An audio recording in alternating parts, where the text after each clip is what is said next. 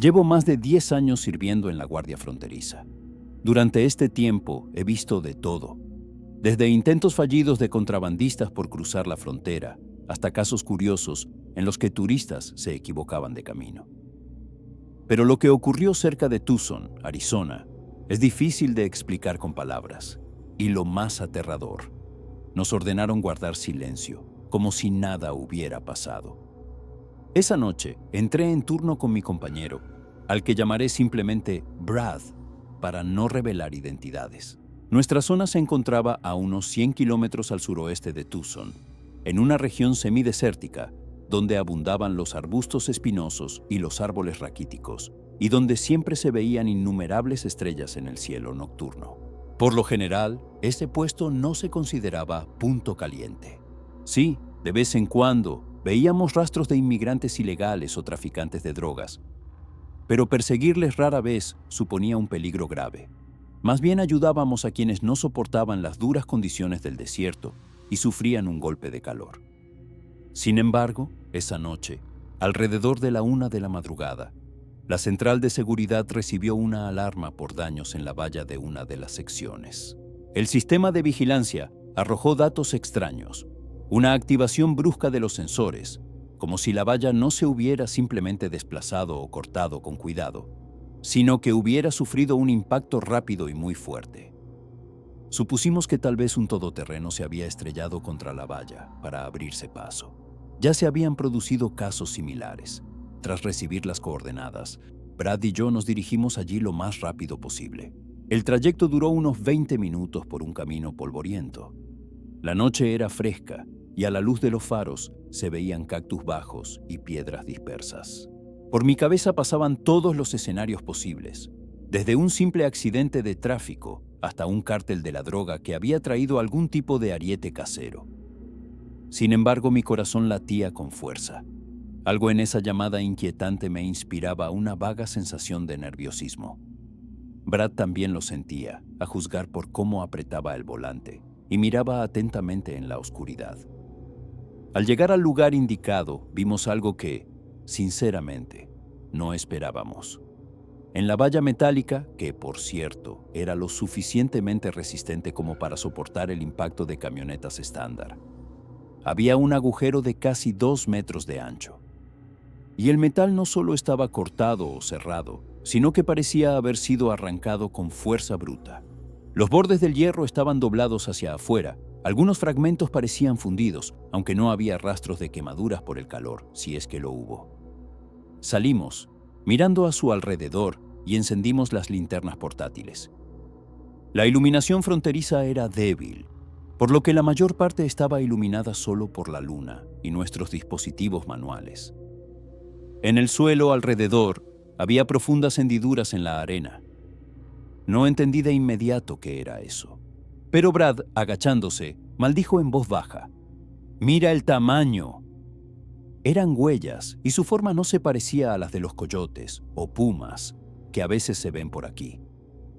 Las huellas eran demasiado grandes, cada una del tamaño de un plato grande, con 5 dedos, pero entre ellos se adivinaba una forma extraña, como si cada almohadilla estuviera dividida. Si había garras, no habían dejado huellas profundas. Seguimos las huellas, impulsados por una extraña curiosidad, y dimos, literalmente, unos pasos más allá de la valla. De repente, el silencio de la noche se rompió con un rugido profundo y grave, parecido a una mezcla entre el rugido de un león y el bramido de un oso, pero más fuerte, más denso, como un eco en el vientre. Nos quedamos inmóviles, iluminamos con las linternas hacia el desierto, pero no vimos nada. El rugido se repitió. Provenía de la derecha, a unos 30 metros de nosotros. Sentí un frío escalofrío en la espalda. Quizás alguien ha traído un animal enorme para romper la valla, pensé. Enviamos un mensaje por radio diciendo: «Se necesita una inspección, hay daños importantes», y pedimos que enviaran refuerzos. Sin embargo, al no recibir una respuesta clara, decidimos no arriesgarnos y volver al coche para iluminar la zona con los faros. A los 5 minutos llegaron otros 2 agentes, Frank y Miguel. Cuando les mostramos el agujero en la valla, se quedaron igual de impactados. Frank incluso lo fotografió con su teléfono oficial, con la intención de informar a sus superiores. Los cuatro, tras consultarlo, decidimos tender una emboscada. Tal vez, si alguien había roto la valla, todavía estaría cerca. Alejamos los coches un poco, apagamos los motores para no hacer ruido y esperamos. Pasó una hora en un silencio opresivo. Las ráfagas de viento agitaban las púas y hacían crujir las piedras. Ni coches, ni disparos, ni bullicio de gente. Ya estaba empezando a pensar que nuestra imaginación exageraba la amenaza. Sin embargo, entre esos arbustos espinosos volvía a oír el familiar susurro y rugido, pero esta vez más lejos, como si la criatura se adentrara en el desierto. Comprobamos las huellas con las linternas y, efectivamente, conducían hacia allí. Decidimos no adentrarnos en la oscuridad. Llamamos al equipo técnico y nos marchamos, tras registrar el incidente. A la mañana siguiente, Brad y yo volvimos al mismo lugar. Esta vez, con un par de especialistas que debían averiguar cómo se había hecho ese agujero. A la luz del día, todo parecía aún más aterrador. El metal parecía haber sido desgarrado por las manos de un gigante. Las huellas de las patas se veían mejor, pero seguían siendo borrosas. Los especialistas se encogieron de hombros. No parece obra de un grupo criminal y la técnica utilizada no es la adecuada para romper una valla así.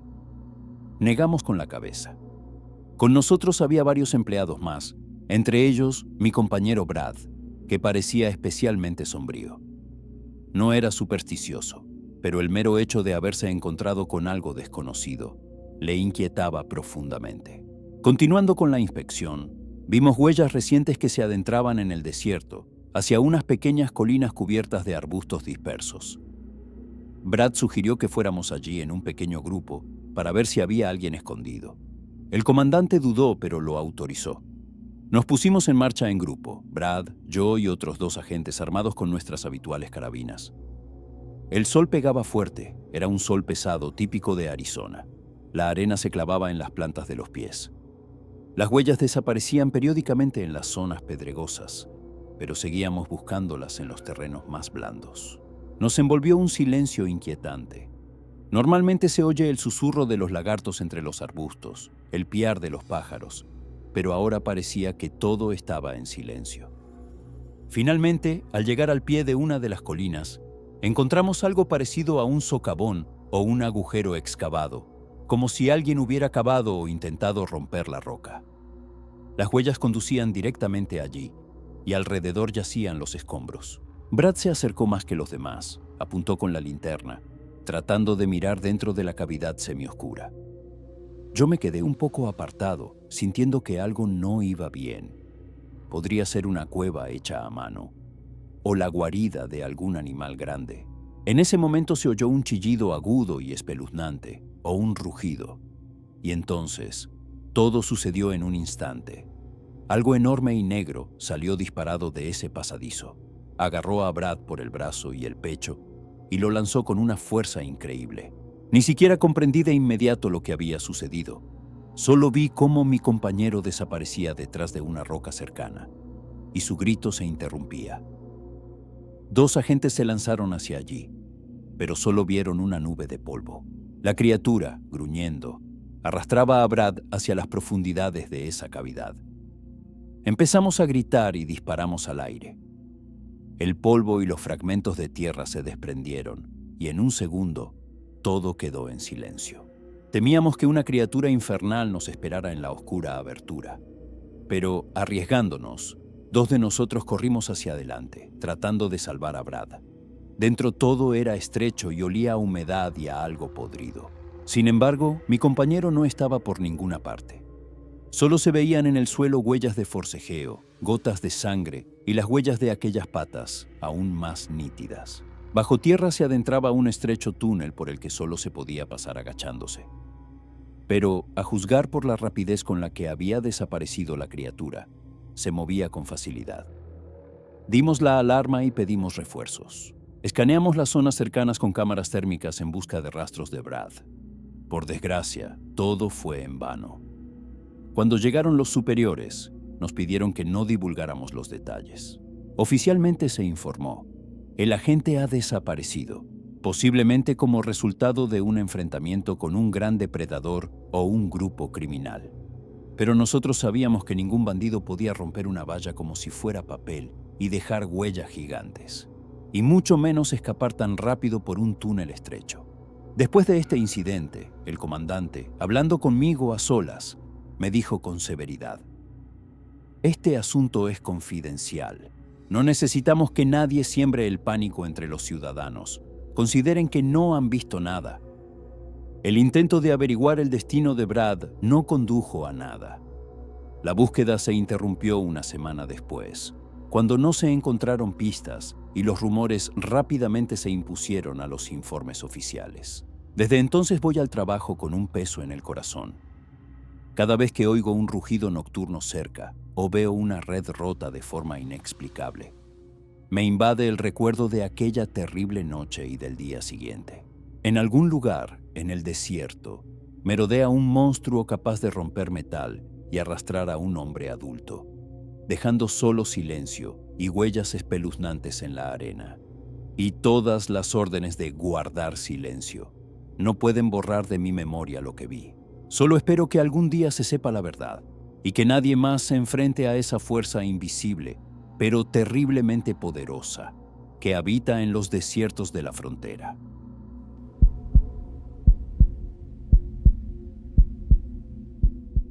Situaciones inusuales en las carreteras nocturnas, desde transportes ilegales hasta coches abandonados al amparo de la oscuridad. Pero lo que ocurrió cerca de Deming difícilmente puede explicarse con la lógica habitual. Nunca antes me había encontrado con algo tan inexplicable y aterrador. Era finales de otoño, las tardes se volvían frescas y las noches negras como la tinta. El cielo estrellado sobre Nuevo México era impresionante, pero lejos de las luces de la ciudad reinaba una oscuridad total. Conducía un coche patrulla, revisando las tranquilas carreteras secundarias en busca de contrabandistas o viajeros perdidos. Era medianoche y solo se veía el desierto, escasamente iluminado por la luz de la luna y algunos arbustos. De repente, el coche sufrió un fuerte golpe, como si lo hubieran empujado con una fuerza colosal por un lado. Casi pierdo el control y me salí de la carretera, buscando frenéticamente la fuente del impacto. Lo primero que pensé fue que me había embestido un animal salvaje, como un ciervo o un caballo. Pero los golpes se producían en la parte trasera lateral, lo que me pareció extraño. Abrí un poco la puerta, cogí una linterna e intenté ver algo en la noche, pero solo me respondió el silencio del desierto. Entonces, percibí un ruido a unos metros detrás de mí. Cuando miré por el espejo lateral, se me heló la sangre. A la luz de la luna, distinguí una silueta alta, de más de 2 metros de altura, con un cuerpo desproporcionadamente alargado y brazos largos. Se me encogió todo por dentro y el corazón comenzó a latir a un ritmo frenético. Me quedé inmóvil, sin creer en lo que veían mis ojos. La criatura estaba de pie en la parte trasera del todoterreno y se distinguían unos ojos brillantes, como luminosos. Parecía que me estaba estudiando. Mecánicamente busqué la pistola, sin saber qué hacer. Ordenarle que se detuviera. Pero era un ser humano. De repente, dio un paso rápido hacia el coche y volvió a golpear la carrocería, haciendo que el metal chirriara lastimosamente. Retrocedí y al instante siguiente, la criatura emitió un gruñido gutural y me invadió un miedo pánico. Apenas tuve tiempo de volver al volante y cerrar la puerta cuando la criatura se estrelló contra el coche, dando otro golpe. En el espejo retrovisor vi unas largas extremidades y una silueta que parecía prepararse para un nuevo salto. Giré la llave de contacto y el motor tosió al principio, pero luego arrancó, dándome la oportunidad de escapar. Superando el temblor de mis manos, aceleré. Las ruedas se despegaron del suelo y el coche salió disparado a la carretera, levantando una nube de polvo. En el reflejo de los faros, vi por un instante cómo se movía, impulsándose contra el suelo con demasiada facilidad para su imponente altura. Me pareció que casi corría tras de usted, pero, por suerte, A los pocos segundos desapareció entre las sombras de los arbustos. Conduje por el camino de tierra a toda velocidad hasta llegar a una carretera más transitada. Allí me detuve para recuperar el aliento y comprobar los daños. A la luz de la linterna, descubrí profundos y espeluznantes surcos en el metal de la puerta trasera, como si alguien la hubiera arañado con unas garras enormes. El metal estaba abollado en varios lugares, lo que indicaba claramente una fuerza monstruosa. Me puse en contacto con el operador, pero al explicar que una criatura desconocida había golpeado el coche, parecía que estaba contando una historia inventada o un mito. Mis compañeros que llegaron al lugar solo podían negar con la cabeza al ver las huellas. Ninguno de nosotros podía dar una explicación racional a lo que había sucedido. Ni una gota de sangre, ni rastros de animales, y los daños eran demasiado impresionantes para un choque accidental con un animal común. Más tarde, en la oficina, los jefes solo ordenaron con el ceño fruncido que redactaran un informe sobre un animal grande desconocido, posiblemente distorsionado por la percepción nocturna. Yo lo entendía. Nadie reconocería oficialmente el encuentro con algo sobrenatural. Pero, al escuchar las historias de algunos veteranos, me di cuenta de que no era el único que había vivido esa experiencia. Hubo casos en que los patrulleros vieron ojos brillantes en el desierto y sufrieron una agresión inexplicable por parte de una criatura desconocida. Desde entonces, cada turno de noche lo paso con miedo. De repente, de la penumbra, volverá a salir esa figura alargada con ojos brillantes y una fuerza poderosa, capaz de doblar el metal. Y aunque trato de pensar que fue un error poco común, tal vez un hombre disfrazado o una extraña ilusión óptica, las profundas huellas en la carrocería hacen pensar en lo poco que sabemos sobre los misterios de esta tierra y a qué fuerzas puede estar sometida en la penumbra de las noches sin luna.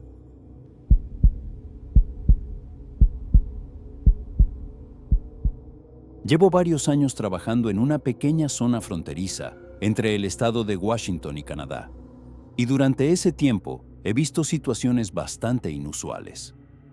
Desde animales salvajes que se adentran en el territorio del puesto fronterizo hasta casos excepcionales en los que los contrabandistas intentan burlar el sistema. Pero lo que ocurrió hace unos meses superó cualquier experiencia anterior y cambió mi idea de qué criaturas pueden vivir en estos bosques. Todavía tengo pesadillas en las que veo una y otra vez una sombra gigante golpeando la puerta de nuestro puesto y luego desapareciendo en la espesura, sin dejar casi ningún rastro, salvo ramas rotas y manchas de pelo. Todo comenzó en un día aparentemente normal. Entré en turno con mi compañero, llamémosle Enrique, para patrullar los pequeños senderos forestales que conducen a la frontera. Tenemos cámaras de vídeo instaladas en puntos estratégicos. Nos ayudan a seguir cada movimiento, ya sea de animales salvajes o de intrusos que intentan pasar desapercibidos.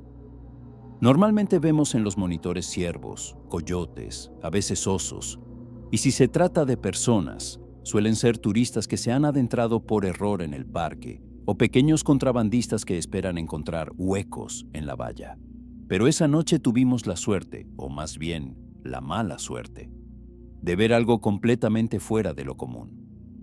El turno ya estaba llegando a su fin, eran alrededor de las 3 de la madrugada, cuando notamos movimientos extraños en una de las cámaras instaladas detrás de nuestro pequeño puesto, a unos 100 metros al norte. Me fijé en un ligero temblor de los arbustos, y Enrique supuso que se trataba de otro oso burún que se había acercado a las construcciones humanas, con la esperanza de encontrar algo de comida entre la basura. Sin embargo, cuando la luz del proyector situado en la esquina del edificio se deslizó por un segundo sobre lo que estaba sucediendo, vimos una silueta distorsionada, de pie sobre sus patas traseras y claramente más alta que un oso normal. El sujeto comenzó a moverse hacia nuestro edificio y se podía ver que se agachaba o se escondía detrás de un arbusto de vez en cuando, como si se estuviera escondiendo. Mi cerebro intentó racionalizar lo que veía. Tal vez era un grizzly grande en una postura poco natural o un oso hambriento y enfermo. lo que explicaría sus movimientos extraños. Pero en el fondo de mi corazón sabía que no era eso, porque la silueta, los brazos y los hombros parecían más proporcionales a los de un humano, aunque con una complexión tosca y poderosa. Enrique y yo nos sentamos frente a los monitores y nos preguntamos, ¿usted también ve eso? Luego, decidí cambiar la cámara al modo de visión nocturna y la imagen se hizo más nítida. Lo que vimos nos hizo sentir un escalofrío recorriendo la espalda. Una criatura cubierta de un pelaje oscuro y espeso se acercaba a las puertas del puesto. Los músculos de los hombros y los brazos se adivinaban incluso a través del pelaje, y la cabeza descansaba sobre un cuello corto y poderoso. El sujeto no se parecía a un esquelético hombre con piel de animal, sino más bien al hombre de las nieves, cuya existencia se rumorea periódicamente en Norteamérica. Lo peor eran los ojos. Aunque la cámara no podía captar el color, a la luz del foco brillaban, reflejando la luz. Y no era el reflejo que vemos en los animales, sino más bien algo que brillaba de forma intencionada. En un momento dado, la criatura se puso de pie junto a la puerta, giró su enorme cabeza y golpeó con fuerza el metal con el puño o la pata. Incluso en la cámara se veía cómo temblaban las puertas. Conmocionados no supimos cómo reaccionar, si correr hacia allí con armas o llamar al grupo de respuesta rápida. Pero mientras dudábamos, la criatura soltó una especie de gemido o gruñido y volvió a golpear la puerta, literalmente derramando su agresividad. El metal parecía doblarse con cada golpe. Casi salimos corriendo de la habitación, pero al dirigirnos hacia la salida, nos dimos cuenta de lo peligroso que podía ser. Por otro lado, no podían quedarse sentados viendo cómo la criatura destrozaba el puesto. Dejé a Enrique junto a las cámaras, cogí la linterna y el arma, y me acerqué lentamente a la salida, tratando de no hacer ruido. Por radio, di la señal para que los refuerzos, 2 compañeros que estaban de guardia en el otro extremo de la comisaría, salieran inmediatamente hacia allí. Cuando salí a la calle, el corazón me latía con tanta fuerza que parecía resonar en la quietud de la noche. Avancé pegado a la pared, iluminando con cuidado la esquina del edificio. Desde allí me llegaba un ruido sordo. La criatura seguía golpeando la puerta, sacudiendo las cerraduras. Oí su respiración pesada, que parecía un rugido. Por el sonido, supuse que era el doble de grande que un hombre adulto. Levanté la pistola y miré lentamente. Nunca olvidaré ese momento. El haz de luz de la linterna cayó sobre una gran espalda peluda. Parecía que allí se arremolinaba una piel auténtica, y la criatura estaba de pie sobre 2 patas, ligeramente inclinada y levantando una poderosa pata para dar el siguiente golpe. Entonces sintió mi luz, se tensó y se volvió hacia usted. Le bastó un rápido vistazo a su rostro. Una cara primitiva y feroz, con ojos profundos, en los que se reflejaba una clara malicia. En ese mismo instante, oyó la señal de los coches de sus compañeros que se acercaban. Era el rugido de los motores a lo lejos. La criatura pareció distraerse por un segundo, pero luego se apartó bruscamente de la puerta y se lanzó hacia los árboles más cercanos. Un segundo más y solo quedó a la vista su espalda, que se desvaneció entre las ramas. Le grité, alto, pero por supuesto no pensaba obedecer. El rugido del motor se intensificó. Iluminé el lugar donde se había escondido, pero solo pude ver el movimiento de las ramas y algo que se adentraba en el bosque. Cuando llegaron mis compañeros, Enrique y yo les explicamos rápidamente lo que había pasado. Al salir, descubrimos en la puerta unas abolladuras anchas, huellas de manos o patas grandes, como si un hombre corpulento hubiera golpeado con furia. Las cámaras lo grabaron todo. Por supuesto, estábamos temblando por la adrenalina, pero estábamos convencidos de que el vídeo confirmaría la realidad de lo que habíamos visto. Me puse en contacto con mis superiores y pronto aparecieron oficiales de alto rango, acompañados de un hombre vestido con un traje sin insignias. Literalmente confiscaron todas las grabaciones, retirándolas del acceso público con el pretexto del secreto de Estado y la investigación en curso. Parecía que era importante para ellos que nadie difundiera información sobre el gigantesco ser humanoide de nieve. Después de eso, nos exigieron estrictamente que firmáramos documentos de confidencialidad. Oficialmente nos dijeron, olviden lo que han visto. Digan que fue un ataque de oso. Solo asintimos con la cabeza, sabiendo que era poco probable que alguien creyera la historia del Bigfoot, y a nosotros mismos nos parecía tan increíble. Pero esas huellas en las puertas, las grabaciones de las cámaras, la furia con la que la criatura intentaba entrar. No se puede considerar una travesura de un oso. Un oso no se pone de pie sobre dos patas, rompiendo puertas a propósito, para luego huir como si siguiera una táctica deliberada. Desde entonces, tengo pesadillas constantemente. Veo esa enorme silueta golpeando el metal, y en sus ojos arde una especie de furia primitiva, mezclada con la comprensión de que se encuentra ante una estructura humana. Me parece que quería entrar o asustarnos deliberadamente. Cuando me despierto, el sudor frío corre por mis sienes y me repito que solo es un sueño. Pero recuerdo cómo entré a la mañana siguiente en la habitación, donde antes estaba la sala de máquinas con los discos duros de las cámaras, y solo encontré estantes vacíos. Lo habían quitado todo. Mis compañeros estaban deprimidos y los jefes se negaban a hablar del tema. Seguimos trabajando, pero todos intentábamos no quedarnos solos en el turno de noche si no era absolutamente necesario. Y eso que hacía poco nos reíamos de las historias sobre el hombre de las nieves, que se transmitían de generación en generación entre los indios que vivían al otro lado de la frontera.